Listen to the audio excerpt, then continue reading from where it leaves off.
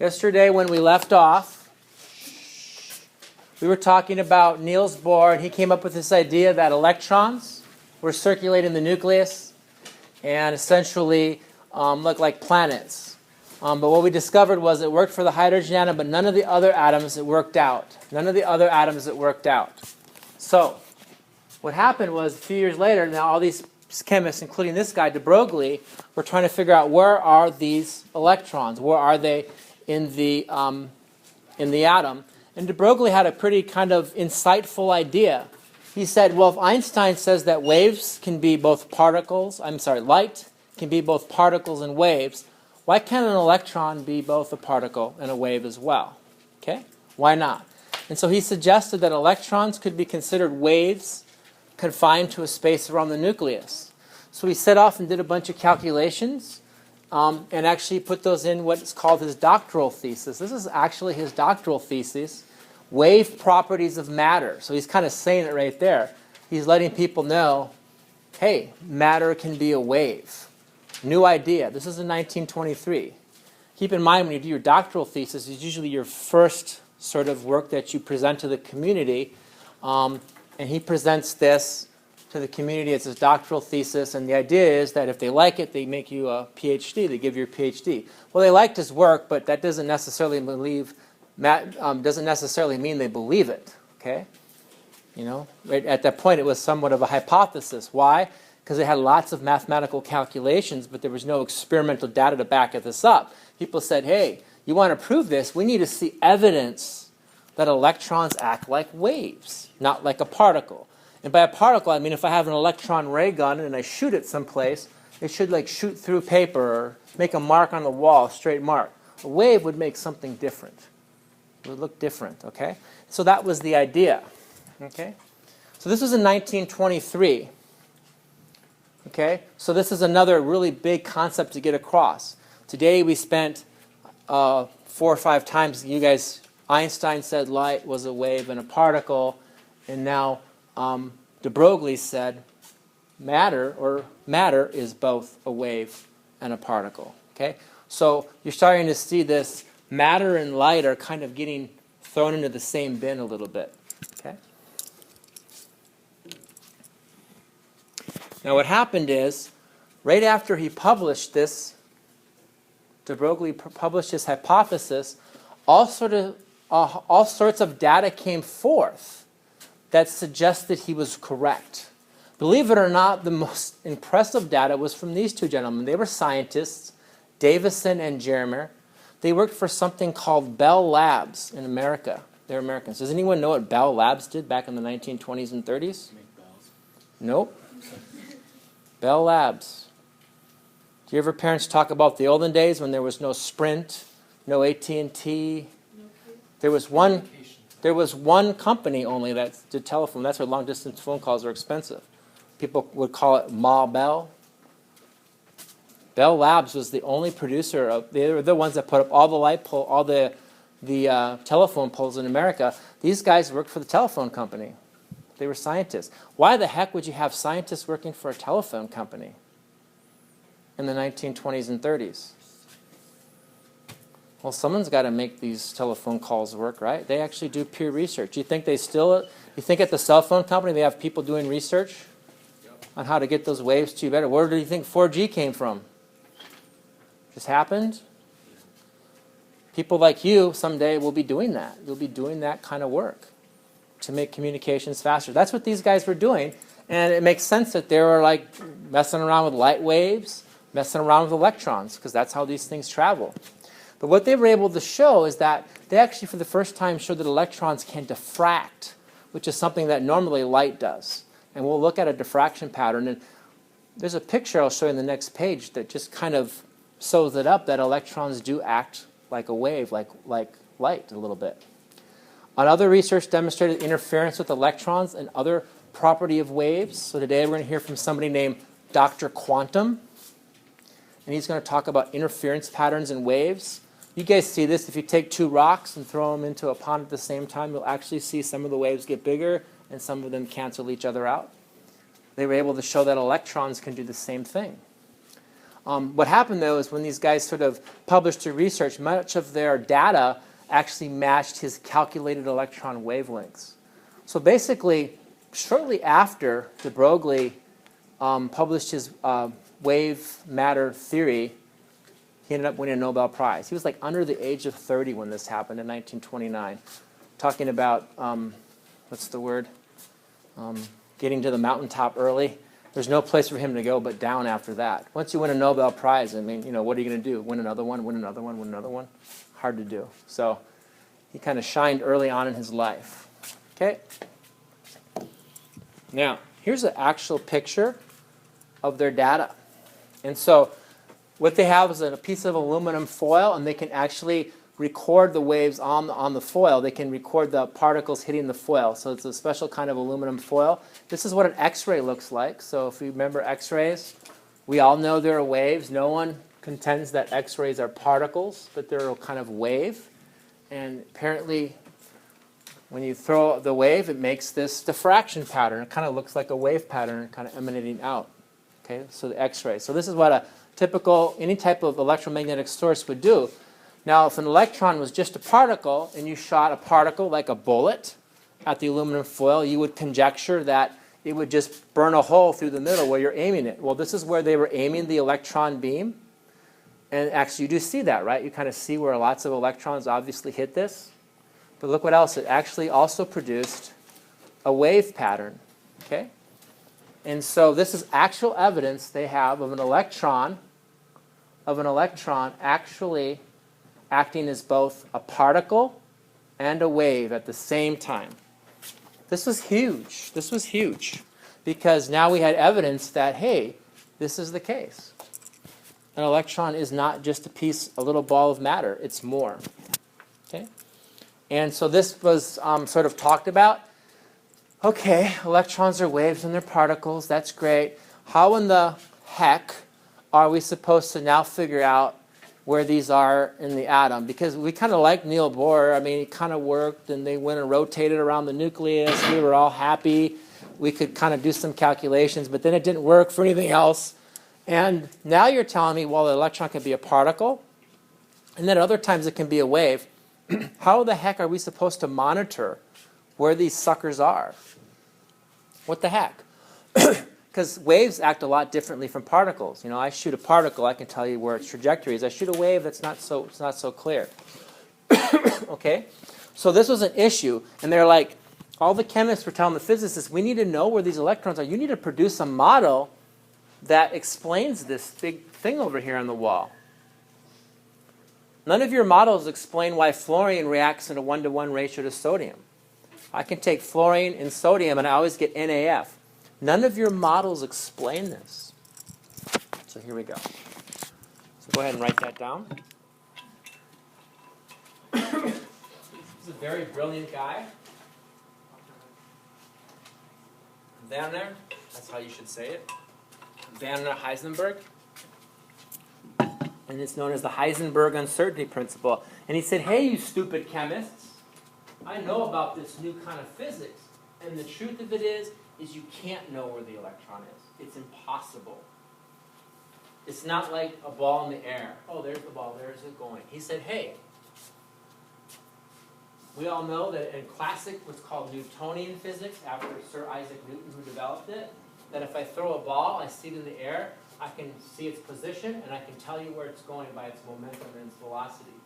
He said that in the particle world, or the quantum world, it's impossible to know this.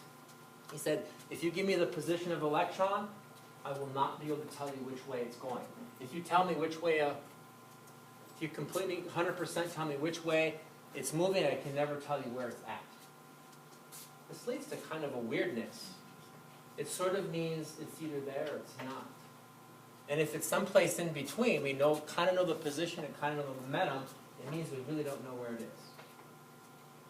This is, I'll just be honest with you, this is sort of becoming like magic a little bit. And you'll see it kind of seems that way. Okay? So, his uncertainty principle. And this sort of is the foundation for quantum mechanics. It leads to lots of goofy jokes. This is one particularly bad one. Here lies Heisenberg. maybe. Okay? We kind of walk into this world of, well, maybe he's here, maybe he's not. There's all sorts of cartoon jokes about Heisenberg uncertainty principle. And, as a scientist, you don't want to be known for the uncertainty principle, right? It's like scientists are supposed to be certain. He's basically telling you that you can't be. That's not necessarily a good thing to be known for. Okay? So, along in 1925 came this guy, Erwin Schrödinger. And he decided to develop an equation that just treats electrons and atoms as waves. Okay? As waves. And so he just basically started doing a lot of math. I'm not going to pretend like the electron's not a particle, it's a wave. And when he got done with all his equations, what he discovered is that only waves of specific energies provide solutions to the equation. In fact, what was even more beautiful about it, the numbers were all even numbers, like 0, 1, 2, 3, 4. And then when he did those, these things basically kind of worked out. What was wonderful about it is when he put these in, they created these orbitals. And when he lined these orbitals up and figured out how many electrons go in, they perfectly lined up with the periodic table. His wave equations, when solved for integers like 0, 1, 2, and 3, actually explain the chemical reactivity of the periodic table for the first time. So people were pretty convinced that this was the right model. We're going to learn on Friday what these orbitals look like. Okay? I'll give you a second to write this down. But what's important here is that along with the Heisenberg principle, this wave equation laid the foundation for modern quantum theory, which is still the ongoing physics that's being done. Newtonian physics is different. Actually, you'll study Newtonian physics in high school. The idea is you need to understand where physics was to understand where it's going. Newtonian physics is like this. I have a rocket. I'm going to fire it at this trajectory, at this speed. Can you calculate where it will land? Newtonian physics does it perfectly. Not very many people at the edge of research do that kind of physics anymore. Computers do that. People who study quantum theory study black holes. They study string theory. They study multiple universes. They study dark matter. They study dark energy. All the cool things. They study the Big Bang. Like what happened? Where are we going? Where are we coming? All these things. Quantum theory. Now, the person who started this, the person who kind of started this was Niels Bohr. He was an older guy by this time. And as these people kept on developing this uncertainty principle and all these things, he got very bugged by this. He kind of became a detractor. He didn't want to walk away from Newtonian physics completely. In fact, he got so angry once because Einstein was talking about how quantum physics is where it's at, and I think Bohr accused Einstein of, stop acting like God or something like that. This quantum physics. In fact, one night Schrödinger had a big meeting, and Schrödinger talked about his wave equations, and everyone was enamored by it, but Bohr was not enamored by it. And Bohr said, if you think about what you and Werner Heisenberg say, it doesn't make any sense. And they go, well, what do you mean? Well, let me propose an experiment. And they were at Erwin's house, and his cat walked by. And he said, if we were to take your cat and put it into a box that we can't see in, and then let's say get an ampule of poison that the cat could maybe trigger or not trigger, maybe by eating something and make the cat eat it and die, or the cat might not touch it and then it would stay alive. What you're telling me with your math is that your math is basically saying that it's feasible that your cat could be dead and alive at the same time as long as we don't observe it. And then they're like, yeah, that's right. He's like, no, that can't be. The truth of it is it can be. Not in the cat world, but in the quantum world, you're going to learn, Dr. Quantum's going to show you, that's a possibility, that something can be alive and dead at the same time. Or something like an electron can act as two different things at the same time. Okay? So, I think that's all I have here. Oh, no, one last slide. I forgot. At the end of the day, what does Schrödinger's equation mean to chemists? It means that electrons do not travel around the nucleus in nice little predictable neat orbits. Does not happen. We only have a probability of finding an electron at a given place around the nucleus. So when someone says, oh, the electrons are here, you say, well, we have a probability of knowing they're hanging out here. So we can't identify where electrons are, but I can tell you where two of them are going to be hanging out. Okay, like their neighborhood. Turns out that electrons exist in something called an orbitals. So they borrowed this word from Bohr. I don't know if he was particularly pleased with that. That might have been a joke, because he had the orbits, which were wrong, and say, hey, we'll call them orbitals. Yeah. But orbitals are three-dimensional shapes. One of them looks like a big circle, so it's not very exciting. But the rest of them actually have pretty neat shapes. They make little, if you did your reading, some of them look like flowers when they're overlapped, like dumbbells. Some of them have donuts through the dumbbells. And all these orbitals are actually defined geometrically by Schrödinger's equations, and he's able to prove that 2 electrons fits in each one of these orbitals, and that they have opposite spins. Okay? So we're going to talk more about this over early Monday, or Friday and Monday. Okay? And the beauty of Schrödinger's equations is the equations are really complicated. They're like, oh my gosh, what's that? It's like give you a headache. But if you put these 4 simple numbers in, like 1/2 minus 1/2, 1, or 1 and 0, 0, 1, zeros mostly, they actually describe these discrete energy levels that match up with the way, with the way the periodic table is organized. Okay?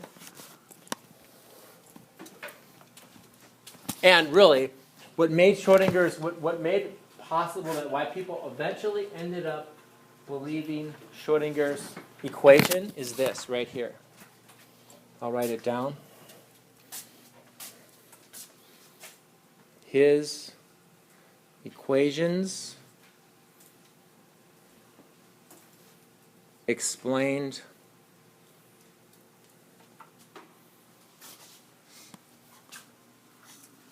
and I'll write it underneath here, sorry. Chemical reactivity. Okay? They explained chemical reactivity. And that's what chemists appreciated, because for the first time, Schrödinger, when he laid out where the electrons and how they must be aligned and how they were in different energies, it all made sense.